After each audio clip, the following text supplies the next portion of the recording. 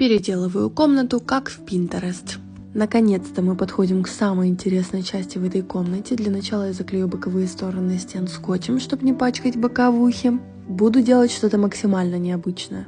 Итак, берем с вами гипсовую штукатурку для стен, мешаем в пропорциях. Если нужно подробнее, скажите, сниму отдельное видео.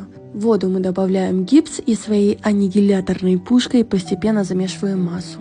Далее добавляю специальную микрофибру для армирования. Все это дело я замешиваю примерно до состояния вот такой очень густой сметаны с орехами. Надеюсь, поняли.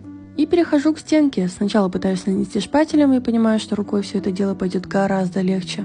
Накладываю на стену кусками нашу жижу и постепенно создаю желаемый рисунок. Надеюсь, эта стенка мне никогда не надоест, потому что снять все это так легко, как обои, у меня уже не получится. Ну и как вы могли уже догадаться, я создаю эффект каменной стены прямо у себя в комнате. Спасибо всем, кто досмотрел до конца. Предлагаю подписаться, потому что в профиле будут все результаты. Все, пока-пока.